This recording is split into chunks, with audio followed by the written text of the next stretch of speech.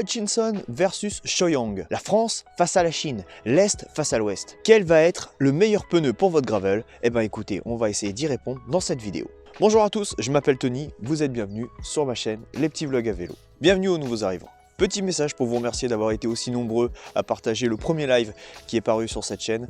Ça a été vraiment un plaisir de partager ce moment avec vous et on renouvellera l'expérience bientôt, je vous le promets. Depuis 3 ans maintenant, je pratique le gravel et j'ai pu tester dans toutes les conditions possibles les différences entre ces deux pneus. Les Shaoyang montés d'origine sont-ils si mauvais qu'on le dit? Les Touareg sont-ils aussi extraordinaires que l'on le prétend? Eh bien réponse dans cette vidéo. Tout d'abord, on va parler des caractéristiques de ces deux pneus. Mais avant, arrêtons-nous sur ce qui est la valeur TPI d'un pneu. La valeur TPI, c'est une donnée qui concerne la structure du pneu. Elle est aussi appelée la carcasse du pneu. Cette structure, c'est ce qui confère au pneu sa forme et son bon usage. Afin d'échelonner les différents usages et les duretés du pneu, on utilise la valeur TPI, tout simplement. Concrètement, la carcasse du pneu, elle est constituée de nombreux fils en nylon, en coton ou en soie. Ceci apporte la souplesse, la légèreté, mais aussi également le rendement et la robustesse du pneu. La valeur, elle est utilisée par tous les fabricants de pneumatiques, quels qu'ils soient. Après des milliers de kilomètres parcourus avec ces pneus, il est temps maintenant de vous donner mon ressenti. En ce qui concerne le Shaoyang Gravel AT, il est décrit comme un pneu de gravel parfait pour les chemins de terre et une excellente adhérence latérale dans les virages. Sa technologie tubeless TLR offre une conduite plus fluide et réduit les risques de crevaison. Ça dispose également d'un composé durable qui offre une excellente adhérence sur diverses surfaces, y compris le gravier et la terre meuble. Pour des mesures en 700 par 38, il dispose d'une protection anti-crevaison SPS et est affiché à 60 TPI pour un poids total de 515 grammes. En ce qui concerne les Shaoyang, on a une vraie résistance sur la bande de roulage et on a aussi une belle hauteur de crampon. Une facilité quand même de montage malgré une tringle rigide.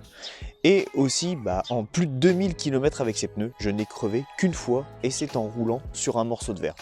Donc, ils ne sont pas aussi faibles qu'on le dit, malgré une valeur TPI bien inférieure à celle des Touareg. Et bien sûr, le dernier avantage, ça va être leur prix. Et ils font la moitié du prix d'un Touareg, donc pour des questions économiques, c'est sûr que c'est vers ce pneu qu'on va aller se tourner. On va parler maintenant des points négatifs de ces pneus. Ils ne sont pas aussi accrocheurs que annoncé sur leur site internet, mais en même temps, on va pas vendre des pneus en disant ils accrochent pas au sol.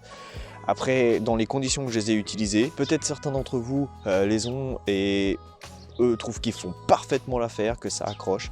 En tout cas, moi je sais que je les ai quand même pas mal poussés ces pneus et je me sens pas en super sécurité avec. Les flancs sont souples et donc pour le coup, je dirais qu'ils sont fragiles et ils ont tendance à s'abîmer, à se dégrader assez vite au niveau des flancs. Donc les flancs doivent bénéficier d'une attention particulière car c'est à ce niveau-là que des fragilités commencent à apparaître. Ils sont lourds, ça, par rapport à leurs concurrents, ils sont vraiment lourds. Après, tout dépend de votre pratique. Si vous avez des roues qui sont déjà lourdes, par exemple, roue d'origine avec ses pneus d'origine, oui, c'est sûr que si vous passez tubeless Hutchinson avec des all-road, vous allez avoir une sacrée différence au niveau du poids. J'ai tenté de les monter en tubeless, j'ai réussi à les monter en tubeless. Alors, ça a été une galère pas possible. Il y en a qui vont dire que ce ne sont pas des pneus tubeless ready, et pourtant si, parce que voilà, ils sont montables, mais par contre l'étanchéité, elle est à revoir. Alors est-ce que c'est l'étanchéité au niveau des roues tubeless ready ou est-ce que c'est la faute du pneu? Je pense que c'est un peu des deux, mais honnêtement, voilà. Ils sont montables tubeless, ça je peux vous le garantir. Maintenant on va parler des Touareg. Le pneu gravel Hutchinson Touareg dispose d'une bande de roulement polyvalente assurant un passage sans danger dans les chemins accidentés tout en gardant le rendement nécessaire sur les portions de route bitumées. Ces hauts crampons latéraux permettent à ce pneu de garder de l'adhérence dans les virages les plus humides. Associé à la technologie VTT Hardskin, renfort tringle à tringle sous la bande de roulement, le Hutchinson Touareg est le compagnon idéal pour les sorties gravel ou les randonnées backpacking. Tringle souple, tubeless ready, renfort Hardskin, mélange de gomme bicompound, TPI 127, et peser à 470 grammes, toujours en 700 x 38. Pour moi, les plus, c'est qu'ils sont résistants. Un bon rendement et une belle accroche dans les terrains qui sont quand même bien gras. Si vous voulez avoir un exemple, la vidéo de la rando au Pic Prune au début de l'hiver dernier, voilà, ça vous donne une petite idée, juste après une tempête, de la belle accroche qu'a ces pneus. Une facilité de montage tubeless, franchement, assez facile à monter.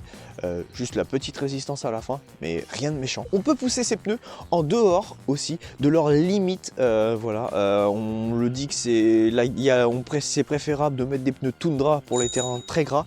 Bah écoutez, je trouve que les Touareg quand même font l'affaire. Peut, comme moi, arrêter sa saison quand ça devient vraiment trop gras et passer sur un VTT. Mais généralement, on peut quand même les utiliser en dehors de leur plage habituelle d'utilisation. Les moins, c'est forcément leur prix unitaire. Et, je trouve que c'est du made in France, mais c'est cher. C'est quand même pas mal cher. C'est préférable quand même de profiter de promotions en achetant la paire. C'est quand même bien mieux. Ils existent aussi en version tringle rigide, chambre à air. Alors, et évidemment, encore un moins, mais ça vaut pour quasiment tous les pneus crantés, c'est leur rendement sur le bitume. Je trouve que sur le bitume, ils sont énergivores. Alors, peut-être que c'est moi qui sais peut-être pas rouler, mais je trouve qu'ils sont vachement énergivores sur le bitume. Peut-être autant que les Shaoyang. Bilan de tout ça, supérieur en pas mal de points, le Touareg est vraiment le pneu polyvalent, gravel par excellence. En rapport avec le Shaoyang, on sent quand même une application plus importante à la qualité de fabrication. J'ai rien contre les produits made in China, Taïwan, mais nous le savons, nous fabriquons quasiment plus rien en France. Mais force est d'admettre qu'il nous reste quand même quelque chose, c'est la qualité.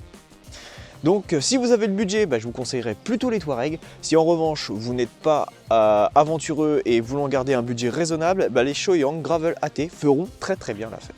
Voilà qui conclut cette vidéo, je vous remercie de l'avoir regardée. Et vous, avec quel pneu roulez-vous? Donnez-moi votre avis en commentaire, ça m'intéresse. Pensez à liker, commenter et partager cette vidéo si le cœur vous en dit. Moi je vous dis à bientôt sur les petits vlogs à vélo. Tchuss les cyclopathes.